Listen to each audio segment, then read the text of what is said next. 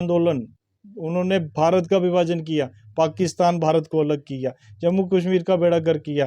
तो भाई आज सोशल मीडिया, तब चलो ये दबा देते थे, न्यूज़पेपर वालों को मरवा देते थे। आज आपके इस माइक की इतनी पावर है, ये भारत जोड़ो यात्रा नहीं कहूँगा, ये भारत तोड़ो, ये इनकी पार्टी जोड़ो वो यात्रा है, क्योंकि या अपने आप डर गए हैं क्या? खत्म हो गए इनकी। आज सीटें इनकी कितनी हैं, ये अपना वो एक बोर्ड शेयर जोड़ो जाती या मैं तो फेसबुक देखती नहीं हूँ, तो ऐसे एजुकेशन ऑफिसर रियासी में रहना चाहिए क्या? देखिए, एजुकेशन जितने भी ऑफिसर्स हैं, पहला नंबर तो जैसे आईएएस कैडर सोशल मीडिया अगर पब्लिक डोमेन में क्या हो रहा है, जब उनको नॉलेज नहीं है, वो बच्चों को क्या नॉलेज देंगे? देखिए, एजुकेशन में जितने भी सीईओज आते हैं कि उनका एक जो उनको पता नहीं कौन इनको चयन करता है, वो गलत है। जैसे आईएएस अफसर्स होते हैं, आईएएफ अफसर होते हैं, मैं कहता हूँ कि इंडियन एजुकेशन सर्विसेज होनी चाहिए। जो स्वागत है पहाड़ी एक्सप्रेस न्यूज़ चैनल के अंदर। मैं पहाड़ी एक्सप्रेस न्यूज़ का दिल की गहराइयों से हार्दिक अभिनंदन करता हूँ।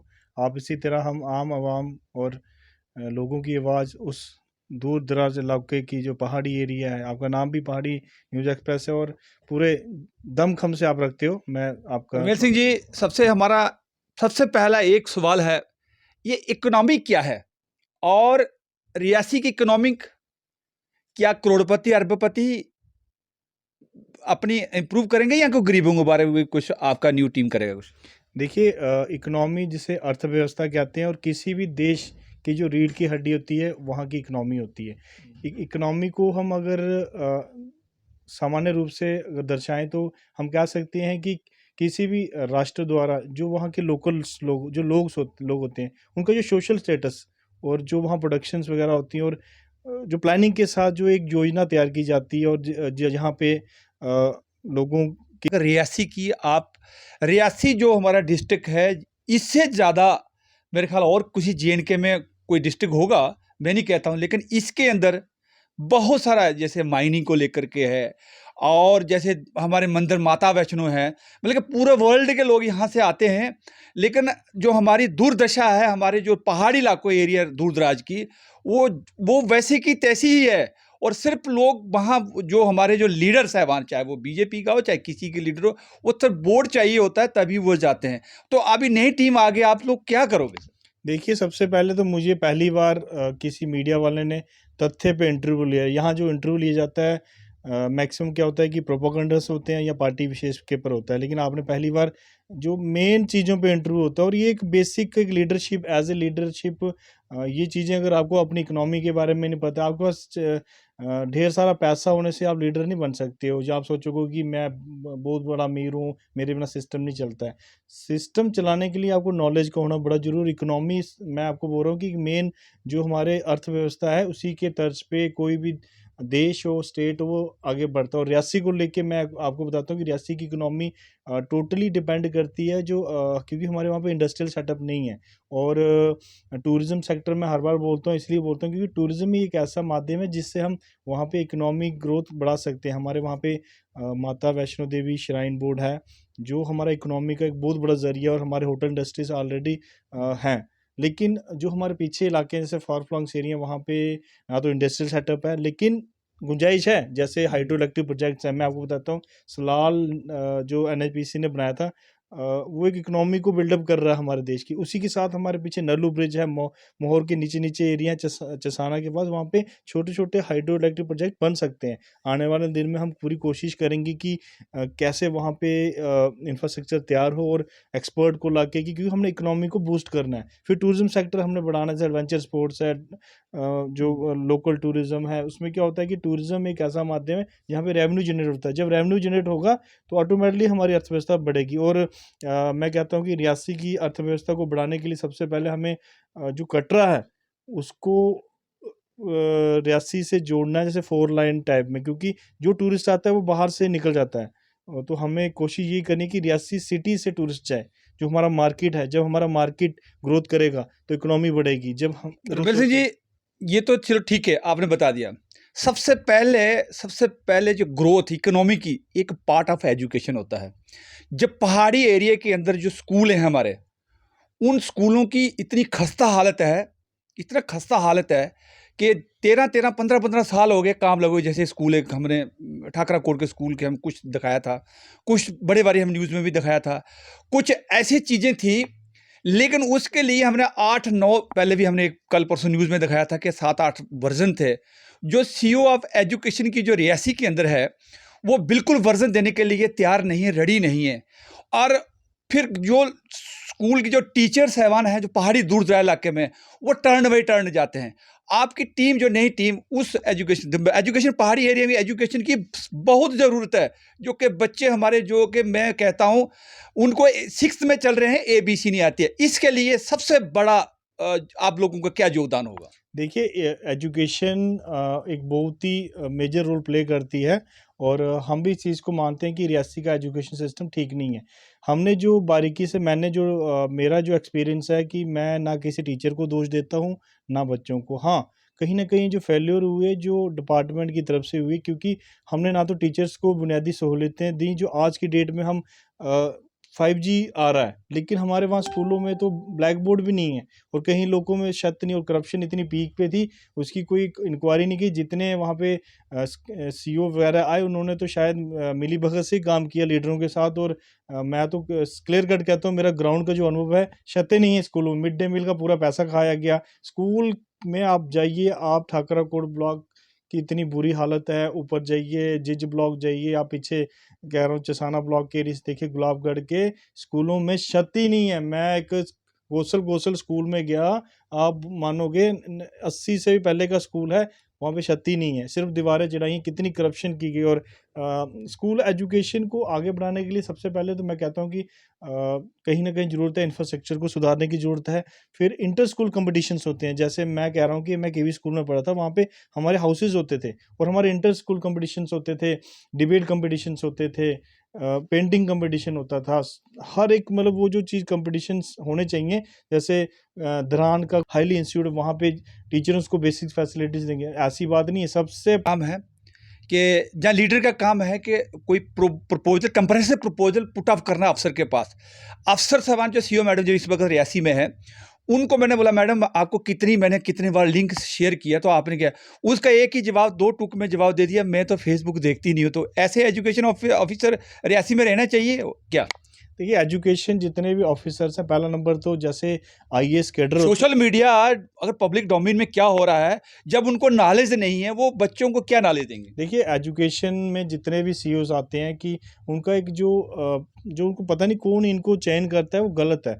जैसे आईएएस अफसर्स होते हैं, आईएएफ अफसर होते हैं, मैं कहता हूँ कि इंडियन एजुकेशन सर्विसेज होनी चाहिए, जो एक जैसे इंडियन एजुकेशन सर्विस में जो पढ़ा लिखा, जो एक बहुत वेल टैलेंटेड, जैसे एडमिशन अफसर हो, जैसे आईएएस अफसर होता है, आईएफएस होता है, तो एक इंडियन एजुकेशन सिस्टम होना मतलब कि सर्विसेज होनी चाहिए, जहाँ पढ़े लिखे आएँ, जिससे इम्प्रूवमेंट होगा। अदरवाइज बिल्कुल नहीं होगा। हेड मास्टर पढ़े, जहाँ मतलब वो पुराने, मैं नहीं कहता हूँ, मैं उनकी सबकी रिस्पेक्ट करता हूँ, लेकिन उनके पास वो विज़न नहीं हो सकता, और यहाँ कमी है तो है। बाकी आप रही बात, तो अभी बायोमेट्रिक आ गया है, किसी में हिम्मत नहीं है कि वो मिस कर सके, और जो कोई ऐसा कोई लूप होल, बायोमेट्रिक है, हम स्कीम आपके साथ बाद में डिस्क्लोज करेंगे कि इसमें क्या होगा। वो कोई नहीं जो एजुकेशन के साथ खेलेगा, वो बिल्कुल भी, मैं क्लियर कट कह रहा हूँ कि हम अपने रियासी डिस्ट्रिक्ट में खासकर हमने स्कूलिंग की, तब इतना अच्छा सिस्टम केवी स्कूल्स में होता था। आज हमारे बच्चे टेक्नोलॉजी के ज़माने में बैकफुट पे हों, ये हम कभी बर्दाश्त नहीं करेंगे। जहाँ लूप होल होगा, वहाँ पे सख्त से सख्त कार्रवाई की जाएगी। अगर किसी को चेंज करने की जरूरत पड़ेगी, तो हम पक्का अपनी बात रखेंगे और चेंज करके करा के रहेंगे। ये अच्छा, मैं ये कहना चाहूँगा, जब पंचायती राज क्या, 3 टायर क्या है, कुछ ऐसे सरपंच साहबान हैं, वो डरते हैं, उनको नॉलेज नहीं है। कुछ ऐसे लीडर साहबान हैं जिनको पता नहीं है करोड़पति अरबपति हैं, लेकिन कभी भी वो कैमरा पे सामने नहीं आते हैं।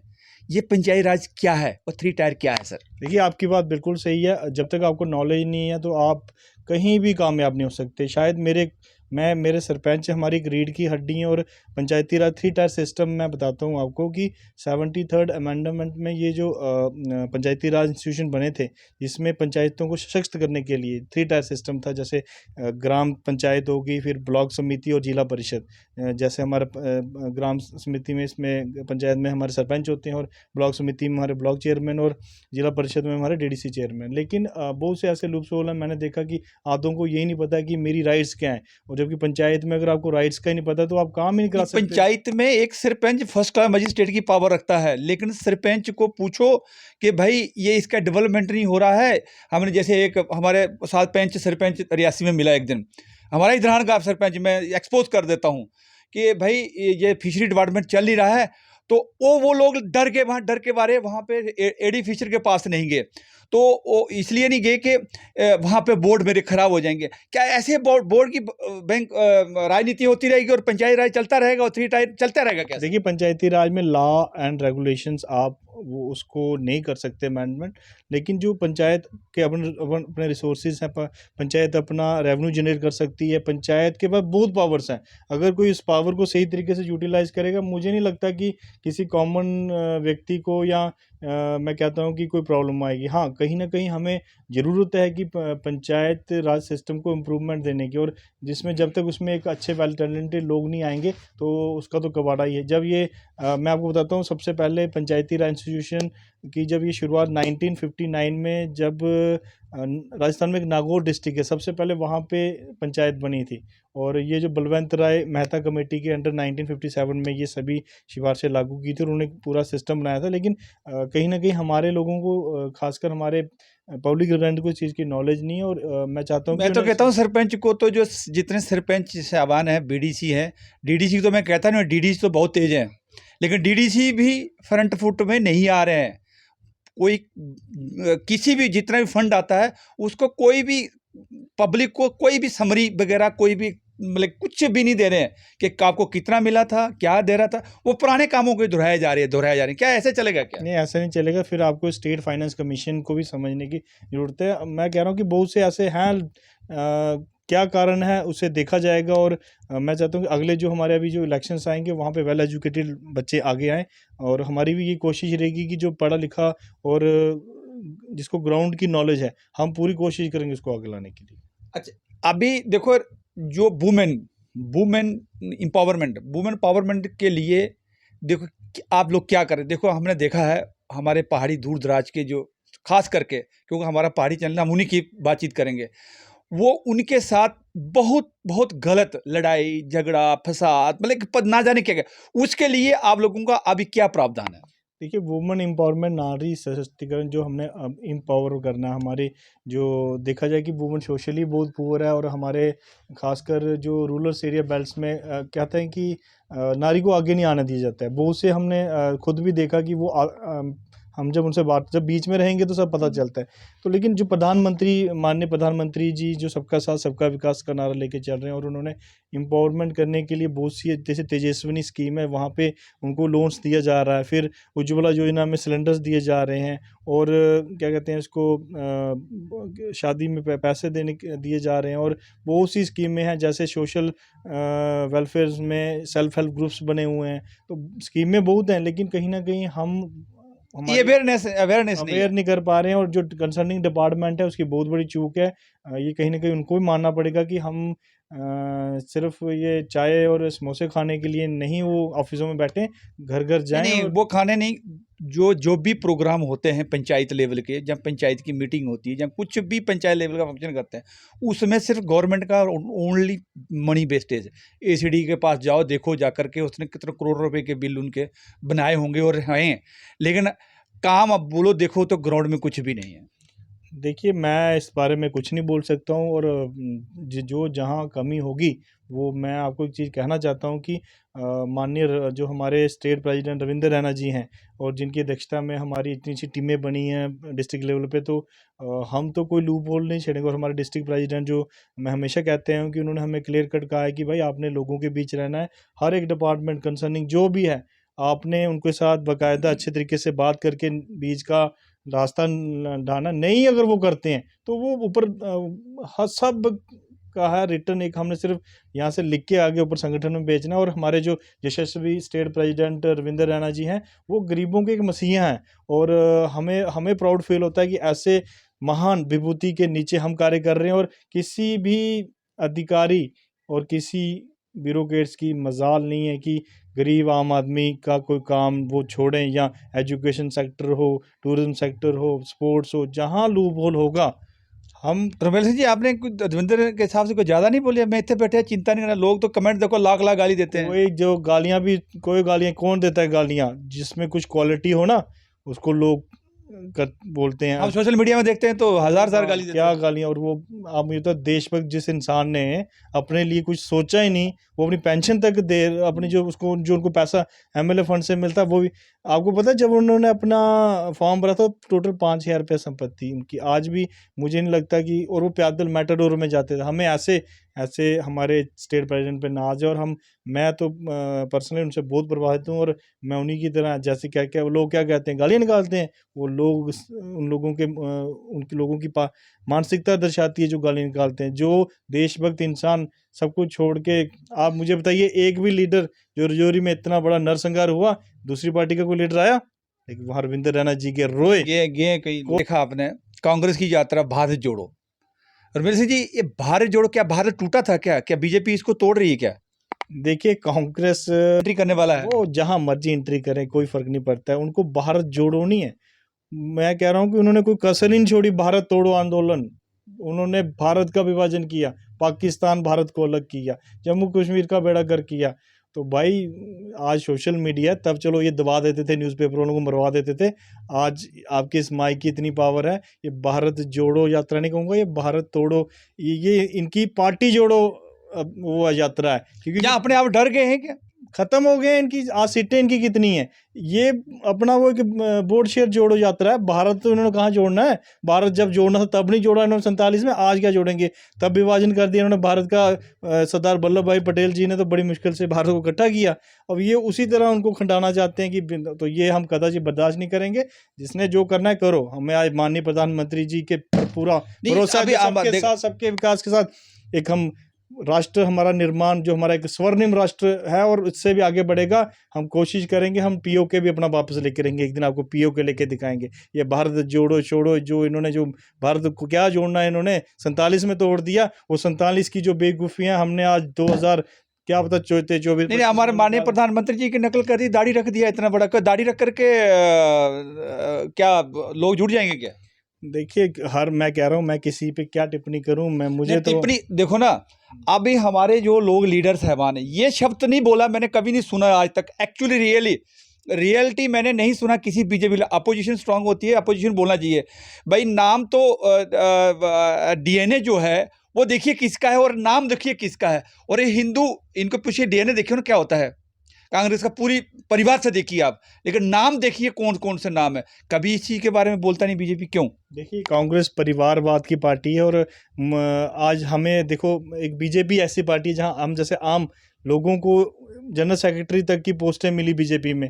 ये कांग्रेस में तो परिवारवाद था, माँ प्रेसिडेंट, बेटा जनरल सेक्रेटरी, और बेटी वाइस प्रेसिडेंट, जमाई general secretary too. Ramesh Singh ji, एक जहाँ खाल की शेर गाने का शेर थोड़े बन ना होता है, और सिंह तो मैदान जंग में देखा जाता है इसमें। इसलिए जिसने जो नाम लगाना है लगाएं, हमें से कोई फर्क नहीं पड़ता। हाँ, देश को विभाजित करने का आप जो प्रयास कर रहे हो कांग्रेस वालों, ये बहुत ही गलत है। राहुल गांधी छोड़ के कोई भी कोशिश कर ले, ये वो भारत नहीं रहा 47 वाला कि आप तोड़ दोगे। ये नया भारत है, स्वर्णिम भारत है, और यहाँ पे एकता अखंडता हमारी हमेशा कायम रहेगी। वैसे एक सवाल का जवाब हमें छूट गया एजुकेशन के बारे में। यह केंद्रीय विद्यालय आना था, बहुत सारे आपके लीडर साहबान ने बड़े बड़े प्रपोजल भेजे। अब आपकी टीम क्या करेगी कि प्रपोजल को अप्रूवल, कंप्रेंसिव प्रपोजल को अप्रूवल करवाएगी कि नहीं करवाएगी? केंद्रीय विद्यालय जो रियासी अरनास के, देखिए रियासी के केंद्रीय विद्यालय अरनास का हाँ, अरनास के एरिया में तो मैम हम भी कोशिश करेंगे कि, क्योंकि वहाँ पे एजुकेशन सिस्टम इतना अच्छा नहीं है, तो सरकारी स्कूल हैं। लेकिन रियासी की बात की जाए तो रियासी में भी अगर इसकी मांग है तो जायज़ है, लेकिन रियासी में इतने अच्छे स्कूल है ना। मैं मानूंगा, आपको बताता हूँ, कालका पब्लिक स्कूल है, त्रिकुटा स्कूल है, लॉरेंस है। क्या वो स्कूल पढ़ा नहीं रहे? आज मुझे तो बताइए, इतने अच्छे अच्छे बच्चे जो डॉक्टर बन रहे हैं वो सब उन्हीं स्कूलों में पढ़ के बने हैं। तो क्या वो स्कूल, इस मीन्स की क्या वो स्कूल नहीं है? हाँ, लोगों की अगर डिमांड है कि भी स्कूल की, तो जायज़ है, उस पर काम भी हो रहा है, चिन्हित हुई है जगह, सब कुछ हुआ है, प्रोसेसिंग। अगर जहाँ कहीं केंद्रीय विद्यालय तो बहुत ज़रूरी है। नहीं जरूर हम भी केंद्रीय मान विद्यालय बहुत ज़रूरी है, क्योंकि यहाँ रियासी में एक बार हमने एक रिपोर्ट दिखाया था क्रिश्चियन स्कूल में, वो भारत माता की जय तक नहीं बुलाते लोग, बच्चों को ऐसे मोनोप्लेटेड कर रहे हैं। तो उसके लिए आप तो बोलते हैं हम हिंदुइज्म पार्टी है हमारी ये, तो उसके लिए आपने किसी ने नहीं अभी तक हमारी उस रिपोर्ट के ऊपर कोई कार्रवाई किया। देखिए हम स्कूल के किसी भी मैटर में नहीं पढ़ना चाहते। जिस स्कूल की जो विचारधारा है, जो जिसका नाम है, वो उसी हिसाब से काम करेगा। ये काम होता है सीओ रियासी का, इसमें हम इंटरफेरेंस नहीं कर सकते। हमने किसी स्कूल से, वो चाहे बंद क्या, हाँ कोई भारत माता का अपमान करेगा तो वो उसके भारत माता का अपमान नहीं है, भारत माता की जय ही नहीं बोलते हैं बच्चे वो। देखिए तथ्य पे जो होगी वो देखेंगे, वो एडमिनिस्ट्रेशन देखेगा, पुलिस महकमा देखेगा। हमें क्या, हमें हमें जब हम अपनी आंखों ये से पुलिस का देखें, काम नहीं, एजुकेशन डिपार्टमेंट या डीसी मैडम का वो काम है। देखिए, हमें इस कंट्रोवर्सी में फंसना ही नहीं। हमें सबके साथ सबका विकास करना है। और केवी स्कूल जल्द हम रियासी में पूरे जोर से बात रखेंगे। अगर रियासी के लोग चाहते हैं कि हमें केवी स्कूल भी चाहिए, क्योंकि हमारे पास अच्छे स्कूल हैं। हम अपने अच्छे स्कूलों को तो नहीं बोल सकते गलत है, क्योंकि मैंने पर्सनली चेक किया है, मैंने देखा है वहाँ से बच्चे पढ़ के बहुत दूर दूर गए हैं। फिर भी अगर उनकी है डिमांड तो वो ऑलरेडी है, क्योंकि पहले उन्होंने विधायकों ने कोई काम किया जहाँ कोई लूप होल रह गया है, और डॉक्टर जितेंद्र सिंह जी ने भी कहा था, तो हम फिर से जाएंगे उनके पास, और पूरे रियासी और अरनास ब्लॉक में हम केवी स्कूल खुलवा के रहेंगे। ये हमारा। रमेश सिंह जी, एक सवाल मेरा बड़ा इंपॉर्टेंट सवाल है, वो सबके लिए इंपॉर्टेंट है, पब्लिक के लिए, वो पार्टी के लिए इंपॉर्टेंट है।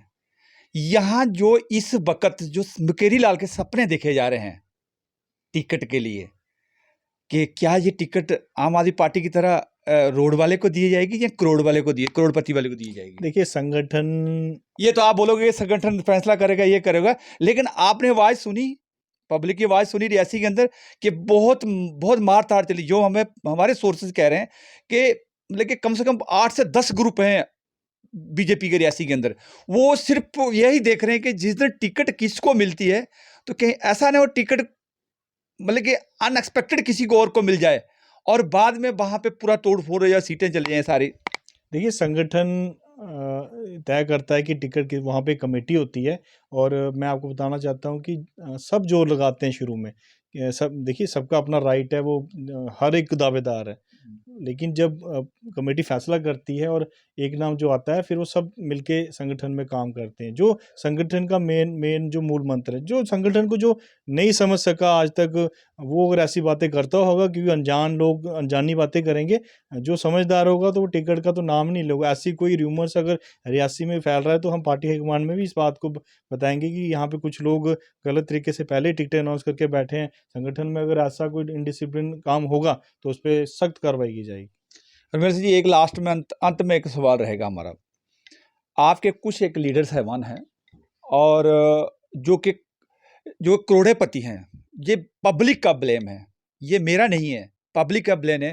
करोड़पति लोग हैं जो अपनी पावर को मिसयूज करके उन्होंने इलेक्ट्रिसिटी बिल माफ करवा दिए, लेकिन गरीबों के बिल माफ नहीं हुए, पहाड़ी लोगों के माफ नहीं हुए, उनके बेहद बिल आ रहे हैं इलेक्ट्रिसिटी के।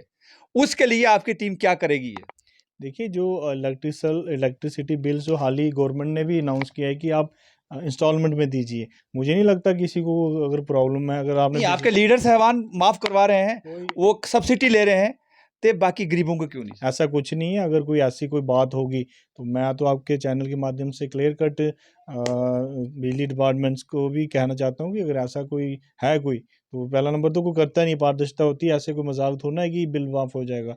तो ये ऐसा कोई भी नहीं, ये शायद गलत है। मैं लोगों का सोर्स की बात, लोग पब्लिक की बात मैं आपके सामने रख रहा हूँ। अभी इसको इंक्वायरी करना या वेरीफाइड करना या वर्जन लेना अभी बाकी है। ये र्यूमर है, सब कोई ऐसी बात नहीं होती है। सबके बिल्स आते हैं और सब अपने तरीके से पे करते हैं। ये सब एक र्यूमर है। मुझे नहीं लगता है कोई ऐसा कोई हमारी पार्टी का या किसी पार्टी का कोई बंदा बिल माफ़ करा दे। आज तो इलेक्ट्रॉनिक युग है, इस युग में तो मतलब ही नहीं है, जिसका जो बिल आता है वो पे करता है। हाँ, जैसे बिल की बकाया राशि बहुत थी जो, तो वो एलजी गवर्नर जी ने आपको हाल ही में आपको नोटिस भी मिला है कि आप हर महीने इंस्टॉलमेंट दीजिए, क्योंकि एकदम से आपके ऊपर और शायद उसमें कुछ उनको रिलैक्सेशन भी मिलनी है। तो ऐसी कोई बात नहीं है। इस चीज़ में भी हम जनता के साथ हैं। जनता का जो बिल जो एक्चुअली है उसमें वो भरें। जो अगर कोई ऐसा नाजायज़ बिल होगा, कभी क्या होता है कहीं इलेक्ट्रिसिटी होती नहीं और झूठे बिल बन जाते हैं, तो वहाँ पे हम गरीब लोगों के साथ हैं। जो उनके साथ जैसा सॉल्यूशन निकलेगा, हम उनके साथ खड़े हैं, आधी रात को खड़े रहेंगे। शुक्रिया, शुक्रिया। ये थे हमारे रमेल सिंह जी। इन्होंने बहुत अच्छे तरीके से हमारे सवालों का जवाब दिए और काफ़ी सवाल हमने इनके पास काउंटर किए। लेकिन इन्होंने एक लीडर की तरह इन्होंने कुछ जवाब इन्होंने बीच में कट कर दिए, लेकिन कुछ जवाब इन्होंने बहुत अच्छे दिए, जिसके लिए कि हमें इन जो जो जो इस वक्त जो लीडर जो इस वक्त जो इनका एस्टेब्लिशमेंट है रियासी का बीजेपी का, तो सभी लोगों का मतलब कि ऑलमोस्ट 90% लोग खुश हैं कि जो ये अभी ये जो एस्टेब्लिशमेंट हुआ है, ये इन्होंने जो सिलेक्शन प्रोसेस को इन्होंने बड़ी जल्दी इन्होंने पब्लिश किया है, इसके लिए जनता काफ़ी खुश है। दोस्तों, मैं इससे ज़्यादा और ना कहते कैमरामैन के साथ मुझे दें इजाज़त। और लास्ट अंत में ये मैं कहना नहीं भूलूंगा कि लाइक करना, शेयर करना और कमेंट करना, ये आपकी पावर है, उसको करना ना भूलें। और तब तक के लिए हमें इजाज़त दें। नमस्कार।